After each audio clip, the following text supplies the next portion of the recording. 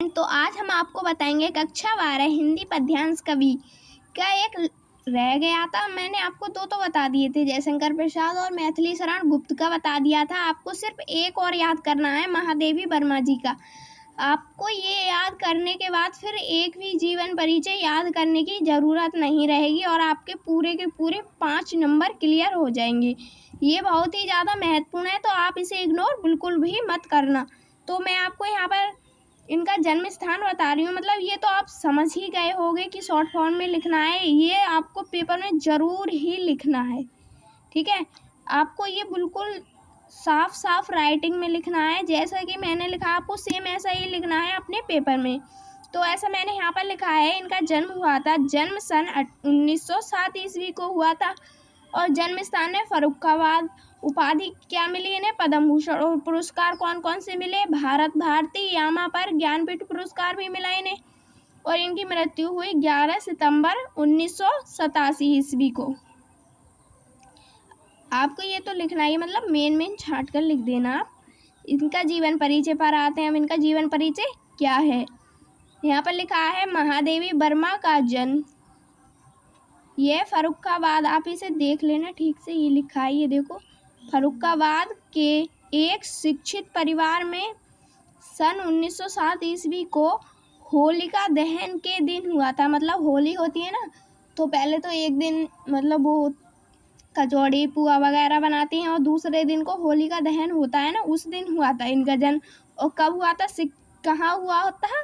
शिक्षित परिवार में, मतलब पढ़े लिखे परिवार में हुआ था। अब आगे चलते हैं। इनके पिता श्री गोविंद प्रसाद वर्मा तथा माता का नाम हेमरानी देवी था। आगे है, यहाँ पर लिखा है, इनके पिता भागलपुर के कॉलेज में प्रधानाचार्य थे। वहीं पर पास में, फर्रुखाबाद के पास में भागलपुर था, उस कॉलेज के क्या थे? प्रधानाचार्य थे। और इनकी माता का एक धार्मिक महिला थी। माता क्या थी? धार्मिक महिला, मतलब गृहिणी, जो घर का काम जो करती हैं और धर्मों को मानने वाली। तथा इनके नाना ब्रज भाषा के एक अच्छे कवि थे। इनके नाना क्या थे? ब्रज भाषा के एक अच्छे कवि थे। अब यहाँ पर आगे दिया गया है, महादेवी जी पर इन सभी का प्रभाव पड़ा, मतलब इनके पिता का, नाना जी का और अपनी माता का प्रभाव पड़ा। और अथा वे एक प्रसिद्ध कवित्री और निष्ठावान उपासिका और सफल प्रधानाचार्य के रूप में भी प्रतिष्ठित हुई। मतलब सफल प्रधानाचार्य और प्रसिद्ध कवि, जो फेमस कवि होते हैं ना, उनके रूप में क्या नहीं? प्रतिष्ठित हुई। अब इन पे आगे दिया गया है, यहाँ पर इनकी प्रारंभिक शिक्षा इंदौर में और उच्च शिक्षा प्रयाग में हुई। इनकी प्रारंभिक शिक्षा कहाँ हुई? इंदौर में, और उच्च शिक्षा हुई प्रयाग में। यहाँ पर आगे है, ये प्रयाग महिला विद्यापीठ में प्रधानाचार्य हो गई। प्रयाग है, प्रयाग महिला कोई कॉलेज था, यहाँ पर लिखा भी है, विद्यापीठ में यह क्या हो गई? प्रधानाचार्य हो गई। अब आगे दिया गया है, इनका विवाह 9 वर्ष की अल्प आयु में ही हो गया। मतलब कम, पहले का ज़माना था तो उसमें बाल विवाह करते थे ना, बाल विवाह, सती प्रथा जो थी, मतलब जैसे कि अगर किसी का पति का देहांत हो गया है तो उसकी पत्नी को भी जिंदा ही उसके साथ जलना पड़ता था। वैसा ही उस जमाने में तो ऐसा ही था, बाल विवाह होता था, ऐसा ही इनका हुआ था। इनका विवाह 9 वर्ष की अल्पायु में ही हो गया था। इनके पति श्री रूप नारायण सिंह जो एक डॉक्टर थे। क्या थे? एक डॉक्टर। अब यहाँ पर हम आगे चलते हैं, यहाँ तक आपको समझ में आ गया होगा। ये देखो, ये मैंने जो अभी बताया यहाँ तक समझ में आ गया होगा। अब हम चलते हैं आगे। आगे दिया गया है, यहाँ पर लिखा भी है, विवाह के बाद इन्होंने ए BA और MA की परीक्षाएं सम्मान सहित प्राप्त की। मतलब विवाह होने के बाद भी ये सारी परीक्षाएं सम्मान सहित प्राप्त की। अब यहाँ पर आगे दिया गया, महादेवी जी ने घर पर ही चित्रकला तथा संगीत की शिक्षा भी प्राप्त की। घर पर ही रहकर चित्रकला और संगीत की क्या की? शिक्षा प्राप्त की इन्होंने।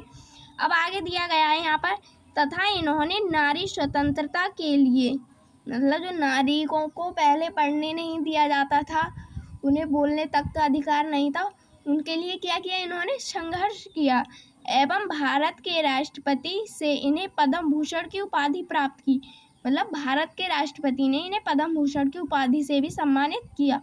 अब यहाँ पर आगे है, मई 1883 ईस्वी में भारत भारती तथा नवंबर 1883, मतलब ये मई में था, ये नवंबर में, ईस्वी में यामा एक इनकी रचना थी, उस पर क्या मिला, इन्हें ज्ञानपीठ पुरस्कार से भी सम्मानित किया गया।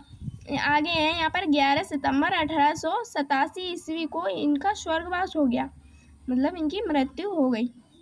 आपको सेम इसी फॉर्म में लिखना है।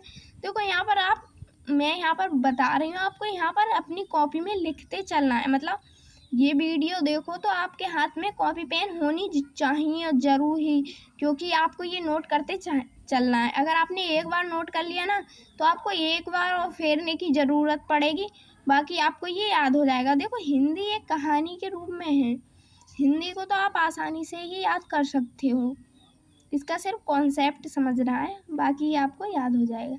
अब चलते हैं इनके साहित्यिक परिचय पर। इनका साहित्यिक परिचय क्या है? इनके साहित्यिक परिचय में है, श्रीमती महादेवी वर्मा का मुख्य क्षेत्र रचना और काव्य है। इनका मुख्य कार्य क्या है? इनका कार्य है रचना और काव्य करना। यहाँ पर आगे है, इनकी गणना छायावादी कवियों में की जाती है। मतलब जो छायावाद के कवि हैं, जैसे सूर्यकांत त्रिपाठी निराला जी हैं और जयशंकर प्रसाद हैं, तो ये क्या है, छायावादी कवि हैं। इनमें ही महादेवी वर्मा जी की भी गणना की जाती है। अब आगे दिया गया है, इनके काव्य में वेदना की प्रधानता है। जो काव्य करती है उसमें क्या है, वेदना की प्रधानता है।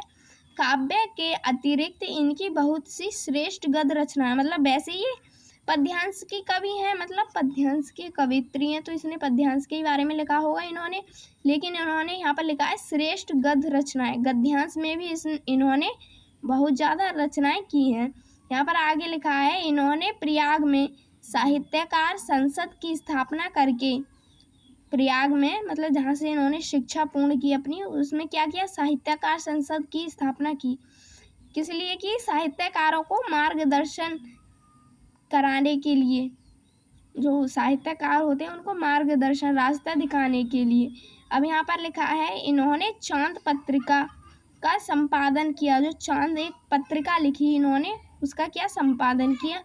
इनका हृदय अत्यंत करुणापूर्ण आप समझ रहे होगे, मतलब जिसको दुख होता है, मतलब इनके सामने कोई भी ऐसा व्यक्ति है जो अंदर से टूटा हुआ है, मतलब उसके चोट लगी हुई है, तो इनका हृदय जो मन था ना, वो एकदम ही पसीज जाता था और ये उनकी सहायता करने के लिए आ जाती। यही लिखा है यहाँ पर, करुणापूर्ण एवं भावुक, किसी को देखकर एकदम भावुक हो जाती थी, इसलिए इन्हें साहित्य में भी वेदना की गहरी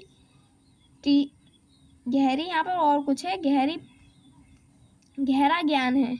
संवेदना का भी क्या है यहाँ पर, आप लिख लेना, यहाँ पर है गहरा ज्ञान है। यहाँ पर आगे लिखा है रचनाएं। अब इनकी क्या रह गई हैं, सिर्फ रचनाएं। इनकी रचनाएं निहार, रश्मि, नीरजा, संध्या गीत, दीपशिखा, हिमालय, यामा आदि, ये क्या है, इनकी रचनाएं।